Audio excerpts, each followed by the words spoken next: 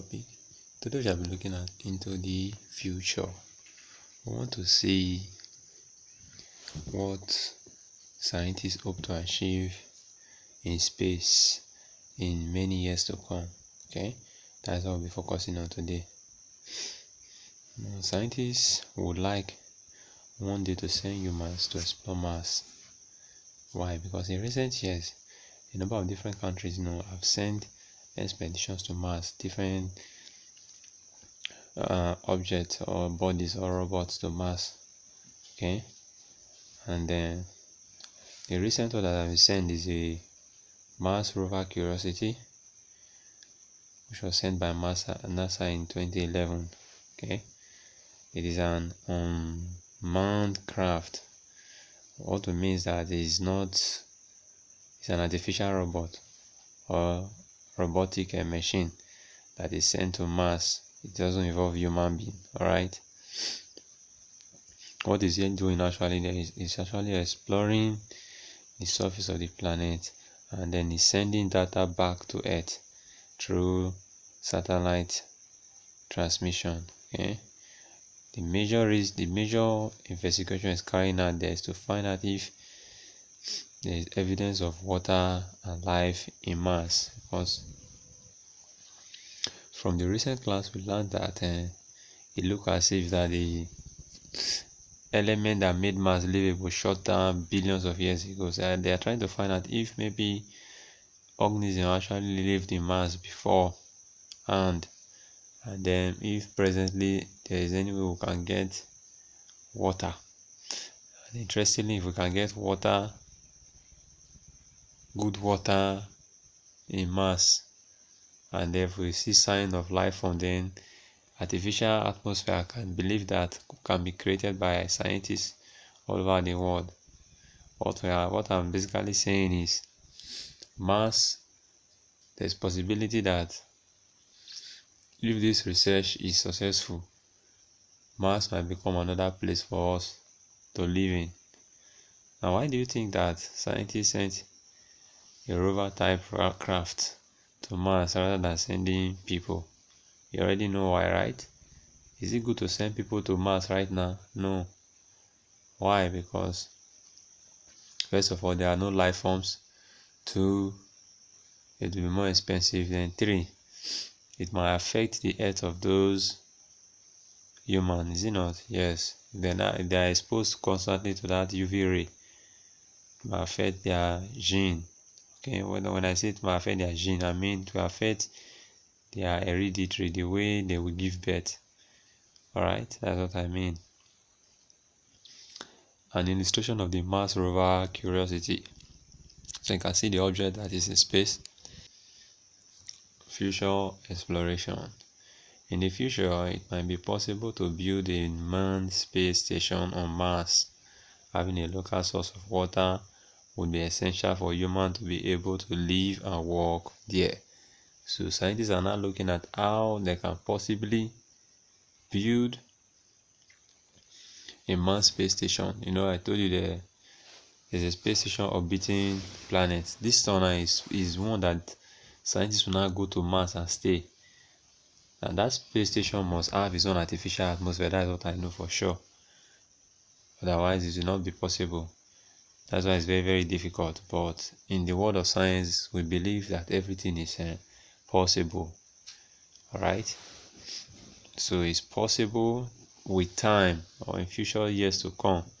They will build objects that will be able to carry scientists to Mars, where they will now explore the things by themselves. Alright. In the solar system, there are orbiting lumps of rocks. These lumps of rocks are called asteroids. Okay, asteroids are irregular shaped rocks which orbit the sun. They vary in size from slightly smaller than a planet to the size of a grain of sand. They vary in size from slightly smaller than a planet to the size of a grain of sand. We're talking about asteroids. Remember when we started space exploration, there was one interesting video I played for you that was talking about the 9 planets. Now, Asteroids, they are rock-like. When you see them, they are rocks. They are different sizes. They are sometimes considered, in those days, they were considered to be planets, but the new classification in scientific, or should I say astronomical union, does not classify them as dwarf planets. Instead, they have a name that they call them together. They are called asteroids belts. Okay, because there are many that are called asteroid belt. Now, what are these asteroid belts? They are rock-like materials. What do? They move. They orbit the sun also. Okay, they orbit the sun. And one thing about them is that they collide. When I say they collide, I mean they used to hit each other. And they hit each other and they form crack. Okay, so that is called asteroid. They are actually different from comets. Comets are icy rock-like material. They are icy material, basically icy materials, alright. Which we'll see. So comets have an icy core. What I said, they have an icy core. They are made of ice. They are rock, but within the rock, inside of it has what we call ice. And as they orbit the sun, as the sun hits them, it extends to form a tail. That is, it becomes very long. It will look like a picture of a dinosaur. I will show you. You will see it, okay? They have distinctive gas as they are being heated by the sun. What we call solar radiation takes place. It affects the comet, and then the comet will release the solid icy material from solid straight to gas, which we call what? Sublimation. Is it not? Yes. Now it doesn't change to liquid, it changes directly to gas when this material orbits around the sun, close to the sun. And then this is not only what happens.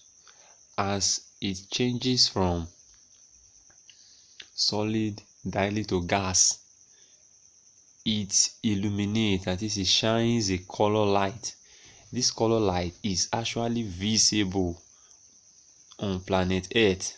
Okay, a scientist called Halley discovered it in 1705. Okay, he currently realized that the same comet is visible from Earth every 75 to 76 years, and then this comet was named after him. We call it Halley's Comet. Scientists have predicted that the next Halley comet will appear in 2061. You see it? So it's going to appear in 2061. 2061, by then you'll be a father. Okay, I'll be very old, or I must have passed away. Is it not? Yes. So you can put down at the back of your mind that by 2061 you are going to see comet. How do you know comet? This is how comet will look like. As it is heated by the sun, I told you it changes directly from the solid ice to gas, and this gas is visible, that is, it's colored, it's bright, and it has its own blue. You can see another blue color with it there. Yes, you that is standing on Earth now, you'll be able to see it. Those are comets. We call them what? Comets. Now, it's not only that is happening, it also releases gas. Okay, it will release gas, and then it releases dust as well. So you should know that when you hear the news or when you see something like that, you know it is a comet. It is quite different from asteroid, as I told you. Asteroid has to do with a solid rocky material that are actually orbiting the sun or the solar system also. Now, scientists believe that in the future years we'll be able to mine asteroids and comets for precious metals, mineral, gases, and even water. Why in the future years might it be useful to be able to mine metal and minerals from asteroids? Now, if you discover most of all these planets contain natural resources, okay? Some contain methane gas, like this asteroid now.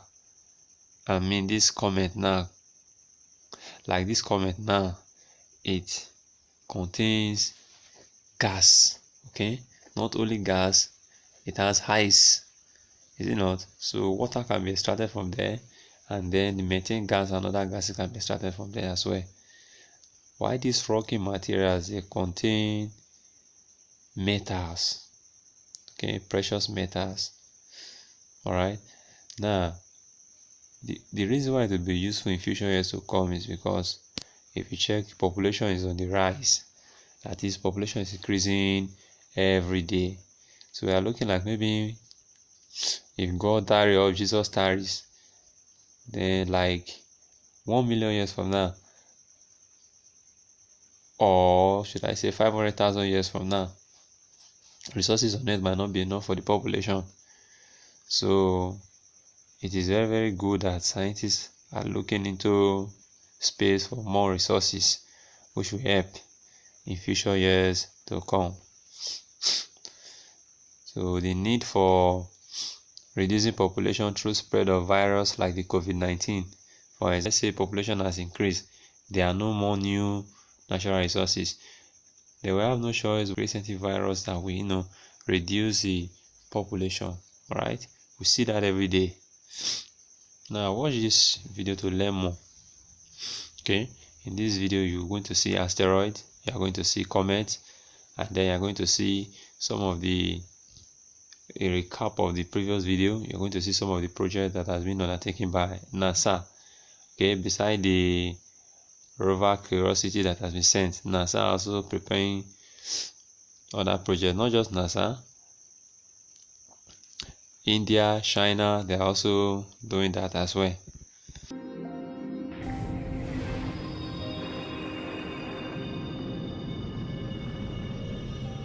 This comet strayed too close.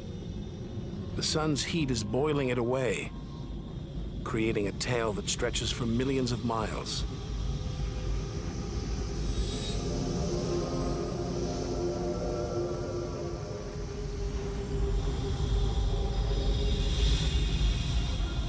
It's freezing in here.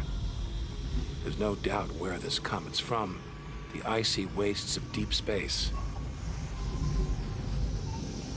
But all this steam, geysers and dust, it's the sun again, melting the comet's frozen heart. Strange, a kind of vast, dirty snowball covered in grimy tar. Tiny grains of what looks like organic material preserved on ice since who knows when. Maybe even the beginning of the solar system. Say a comet like this crashed into the young Earth billions of years ago. Maybe it delivered organic material and water, the raw ingredients of life. It may even have sown the seeds of life on Earth that evolved into you and me.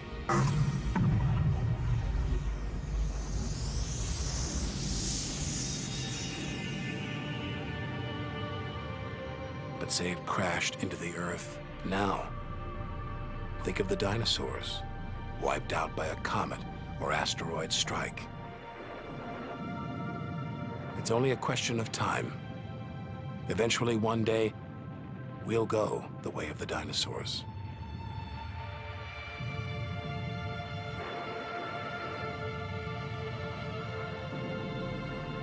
If life on Earth was wiped out, we'd be stuck out here, homeless, adrift in a hostile universe. We need to find another home. Among the millions, billions of planets, there must be one that's not too hot, not too cold, with air, sunlight, water. Where, like Goldilocks, we could comfortably live. It's like being inside a giant video game.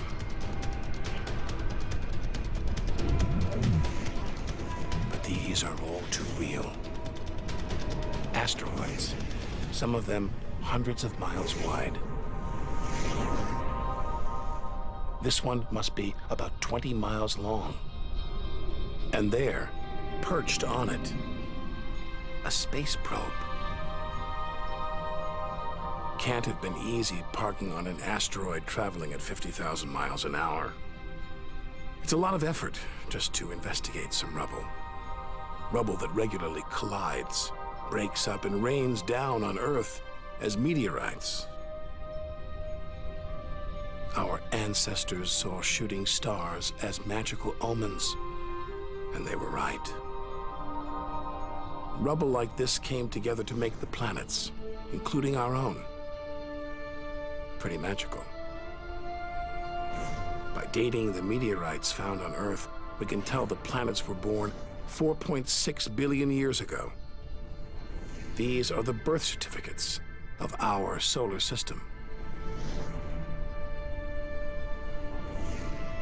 For some reason, these rocks didn't form into a planet. Something must have stopped them. Something powerful. So let's take a quick look at some of the most important space missions happening in the short-term future. Beginning at number 7, the Lunar Gateway. This is a really exciting in-development space station which will eventually orbit the moon, and it will play a critical role for NASA's future missions. It will initially be able to carry a crew of 4, along with a solar-powered communications hub, a science laboratory, and holding areas for rovers and other robots. The space station will not be crewed continuously, like the ISS, and the Canadarm3 will tend to experiments and repairs when the station is vacant. Now, this station has received a little bit of criticism since it's not going to be a refueling station, and it's not actually establishing infrastructure on the moon. Nevertheless, it may actually become useful once a lunar base is established, and this will allow the station to become a rendezvous point. We get to number 6, and it's the Martian Moons mission. So right now there are quite a few missions being planned for the Red Planet. But what about its mysterious moons? Well, the Japanese Aerospace Exploration Agency announced that it will collect samples from Phobos and actually do flybys of Deimos. Let's just hope that there are no alien bases there. Anyways, it plans to do this by using a robotic space probe lander and gather samples and then eventually returning the samples to Earth by 2029. So this mission is pretty difficult because the craft not only has to pull this off with a round trip, but it also needs to perform a weird kind of orbit since the moons have a relatively weak gravitational field. So if JAXA can pull this off, it would be pretty incredible. At number 5, and it's the Psyche mission. There are a handful of asteroid missions set for the next decade, but this particular journey is very unique. The asteroid Psyche appears to be a nickel-iron core of an earlier planet, and this could actually help us discover how planets are even formed, and it might even reveal some secrets about our own Earth's core. The orbiter will also utilize a new laser communication method which encodes data in photons instead of radio waves. This theoretically allows for more data volume, and it can become a good model for future communication. Another important and different asteroid mission will involve the Hera craft, and this will test whether a kinetic deflection can be used to shift the orbit of an asteroid. Due to launch in 2024, Hera will actually study a smaller asteroid, which is also the smallest asteroid visited so far. Now, the collision will be done in 2022, but Hera will arrive a couple years later and actually study how much this asteroid has deflected, and it could lead to a planetary defense system. We get to number 4, and it's the Titan mission. It was imperative to include this ambitious trip, and it would actually be nice to see NASA focus more on these types of missions, but anyways, the Dragonfly will launch in 2026 and eventually land in 2034 on the remote moon called Titan, which orbits Saturn. So yes, we are finally putting a multicopter on a different body which isn't Earth, and it will explore Titan's diverse environments, which are believed to contain organic compounds which support the basic building blocks of life. The previous Cassini mission provided usable data for a suitable landing site, and if everything goes well, the craft will actually fly more than 100 miles, which is nearly double the distance covered by all the Mars rovers combined. Once again, this will be a very challenging mission to pull off, since Titan has an extreme temperature variant along with higher pressures. But it can reveal very important answers on how life is even formed, and it may actually spark more exploration. We get to number 3, and it's the JUICE mission. The European Space Agency will be launching a Jupiter Ice Moons Explorer in just a few years, and it will arrive at its destination around 2029. It will explore Jupiter and 3 of its moons, which consist of Callisto, Ganymede, and the mysterious Europa. This explorer will study the dynamics of the moons and will hopefully detect signs of subsurface water reservoirs. Ultimately, JUICE will determine the thickness of these ice layers on these moons, and it might even detect organic compounds. Now, to me, I find Europa really interesting, and it kind of reminds me a bit of Pandora's box in the fact that we don't really know what can be contained in its oceans, but it would be pretty amazing if we just even find basic life forms. But actual exploration of this moon is going to take a underwater robotic explorer, and that's not going to happen probably for another decade. We get to a very important mission, and it's number 2, Artemis. It's hard to imagine that nearly half a century has passed since man has last stepped on the moon. Well, we are finally going back, and NASA intends to send people to the moon by 2024. Now, this program will involve the SLS rocket and the Orion spacecraft, which carries a team to the moon and back. Now, astronauts will first land on the lunar South Pole, and this will act a bit of a stepping stone for getting to Mars. Habitats, new tech, and spacecraft will all eventually exist on the moon, and if you combine this vision with the current private space race, then it's only going to be a matter of time until we see the moon as a tourist destination. Let's just hope it doesn't take another 50 years. So yes, I'm going to do something that's really obvious and get to number 1, which is the SpaceX manned mission. And this is also going to be interesting to see if one of the boldest companies in the world will actually reach Mars within 5 years. The Starship and Heavy launch vehicle will be the key to reaching Mars. It will become the company's front-running vehicle for not only reaching the Red Planet, but for also launching cargo into low Earth orbit. It will have a capacity of 100 metric tons, and it will launch with over 72 meganewtons of thrust, which is about twice as much compared to the iconic Saturn V. So it's going to cause massive earthquakes when it takes off. Now, the first mission to Mars is going to involve sending cargo and actually evaluate environmental factors. And then a second mission is targeted for 2024, and this will hopefully involve cargo and crew, which will also be the first steps to building a city on Mars. And I don't know about me, but I'm curious about what you guys think about living on Mars. Would you actually do it, or would you prefer to stay on Earth? So once again, thanks for watching. Please like the video if you enjoyed it, and also make sure to subscribe to my channel. Welcome back. I believe you now know what comet is, and then you also know what asteroids are. Is it not? You can differentiate them very well now. You know that a comet consists of an icy core or inside material that has a gas tail. Okay, as it's heated, it expands and then is visible to Earth. But asteroids, on the other hand, are loops of what rock that are orbiting, and they collide as they orbit also. Okay, they hit each other.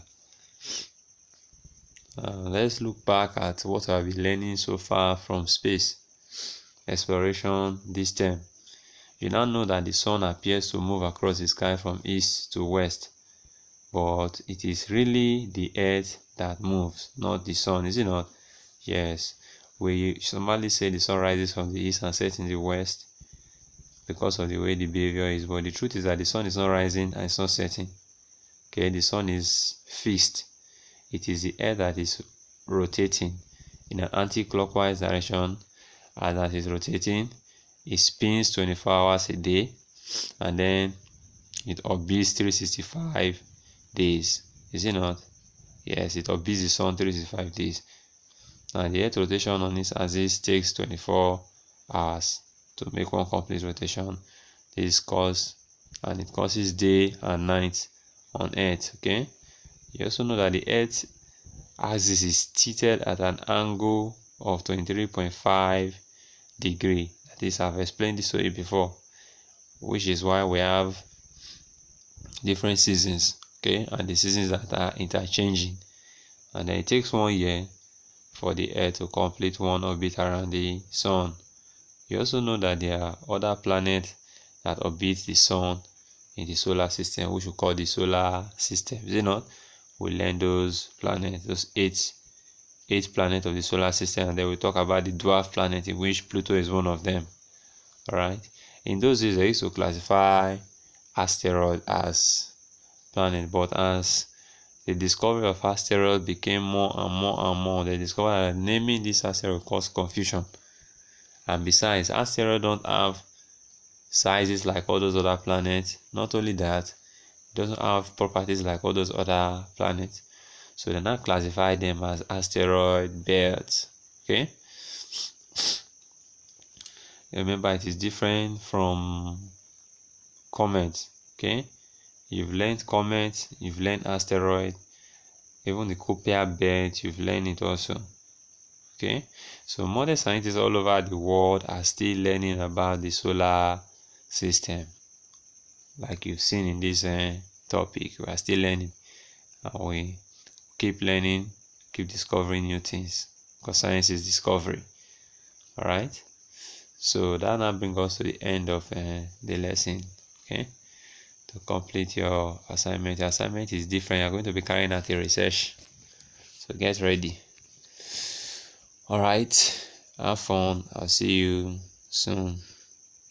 Stay safe.